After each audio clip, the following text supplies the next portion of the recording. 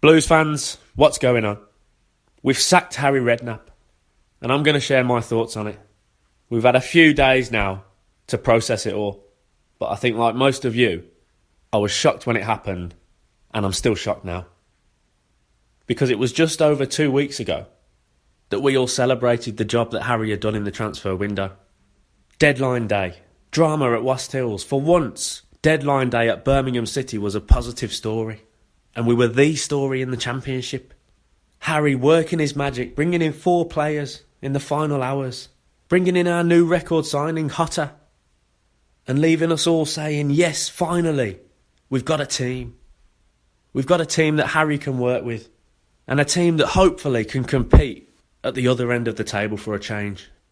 But we knew it would take time, because you don't just throw together a whole new team and expect them to gel straight away. So to only give Harry 3 games after the deadline to make it work, that doesn't make sense to me.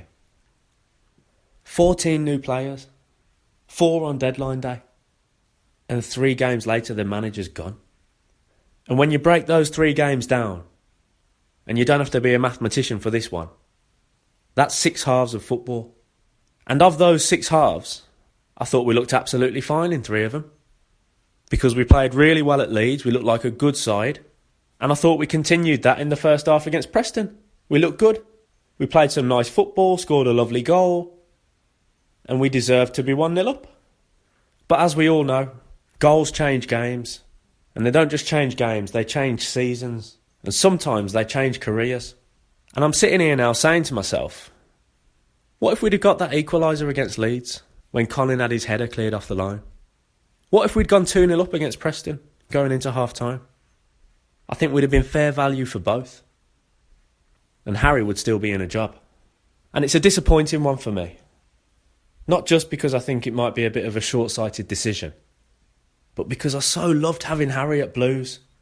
He's such a character. I thought he was perfect for us. And he was such a breath of fresh air coming in after Zola, because he was the opposite of Zola. He came in and he quoted the words to keep right on.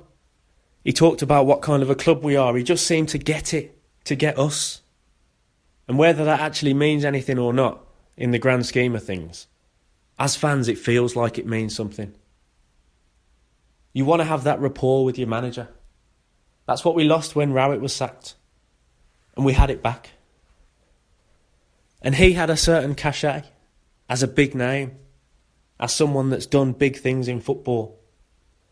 He should have become the England manager a few years ago. And now he's managing Blues. It felt like a bit of a coup to me when we managed to bring him in. And when we signed him to a contract in the summer. And I thought, yeah, we can do something with Harry as our manager. If nothing else, we're going to be relevant. And who knows, he might just take us to the playoffs and maybe further.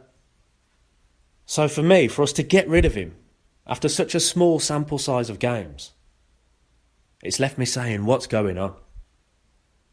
Because I don't think we've seen enough one way or another to know whether he was the right man or the wrong man for the job.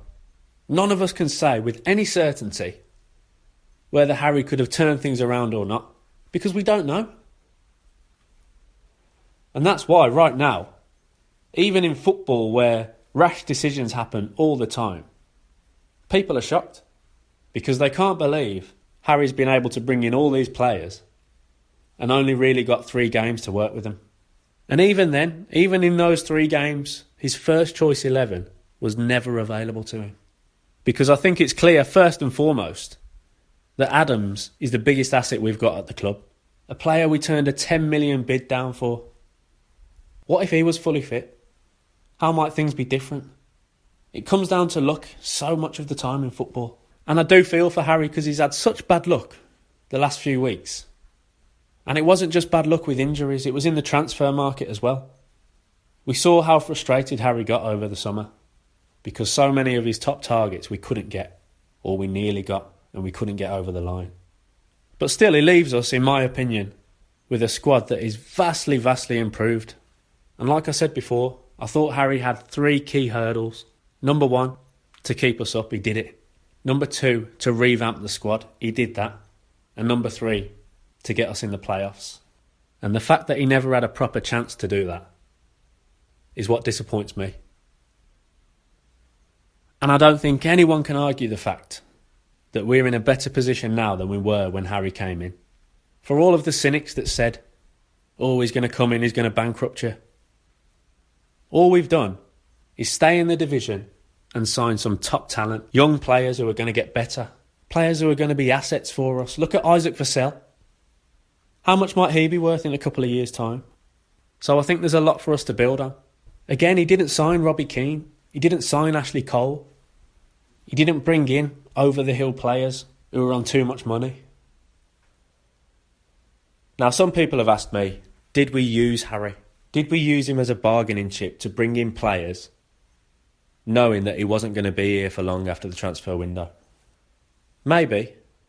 But personally, I still can't get my head around the idea that anyone would give a manager that much money to spend, knowing that he's not going to be in the job for much longer.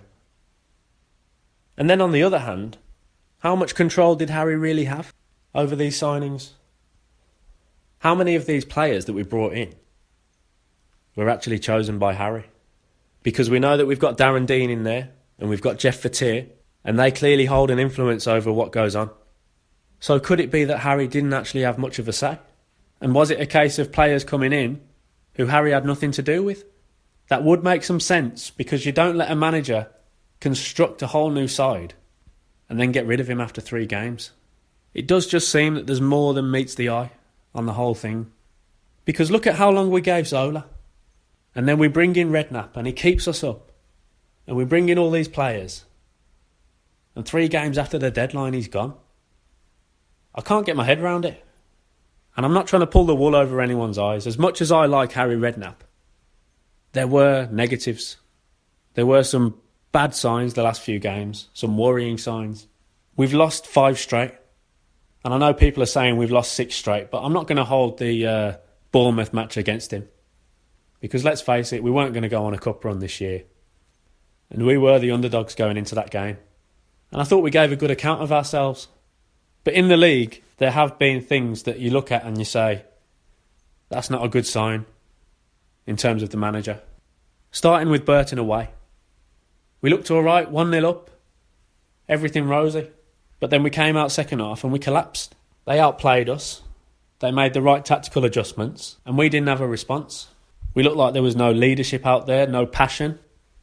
And that's the night that Harry just laid into the players after and said publicly that they weren't good enough. He said he needed a whole new team, basically. And we knew there and then that that's a bit of a risk to do that. Because you can motivate the players doing that, you can raise their level of performance, or you can turn them against you. And then obviously we go on and lose the next one, at home to Reading. And again, the performance just wasn't there. And then we came into Norwich with all these reinforcements, and we looked flat. And yes, it was a team that hadn't played together before. But I think we were looking for a bit more oomph, a bit more something. And like I say, Leeds was a big improvement. And first half on Saturday, we looked good. But to come out second half and fall apart the way we did, to let in stupid goals and for our heads to drop, it doesn't look good on the manager. And it makes you say, what's going on at half time? What if he just wasn't taking training seriously enough? What if the players didn't feel properly prepared going into games? We just don't know. And there's always so much we don't know. And that applies to everything. And we should always keep that in mind. There's so many things going on that we don't know about as fans. It's always difficult in football to determine how much influence a manager has on a performance. But for a team to keep coming out second half and looking worse than they were first half, that's not good. For us to be outplayed, for us to be outfoxed by the opposition, who make their tactical adjustments and leave us wondering what's going on. Again, not good. So I'm not going to say that Harry's been a completely faultless manager for us. But at the same time, I'll never believe that this was a big enough sample size to know. Could he do the job or not? Let me know what you think. Were there enough warning signs to say that Harry's not the man for the job? And might we look back and say this was the right decision? Or was it simply too soon and we'll never know for sure? And where do we go from here? We've got Lee Carsley in as caretaker manager. He's a bright young coach He's got a great future in the game, no one questions that. And on top of that, he's one of our own. So I think he'll be very popular and might just do a really good job. But I don't think he's the long-term choice. I wouldn't be surprised if he's only in there for one match. We know who some of the candidates are, but I've got to say a lot of them don't inspire me. Alan Pardew? Karanka? Personally, I'd like to think that Stevie Cottrell is at the top of the list, because we know the job he did for us at the end of last season. And again, if we're looking to really critique things, we might just say that Cottrell was our actual manager last season and Redknapp was just the figurehead. And maybe the fact that we lost Cottrell over the summer was at the root of all these problems that we've just talked about. The poor second halves, flat performances, getting tactically outthought by the opposition. Maybe if we'd been able to keep Cottrell, none of this would have happened and Harry would still be in a job. Food for thought. Let me know what you think below. And as always, keep right on.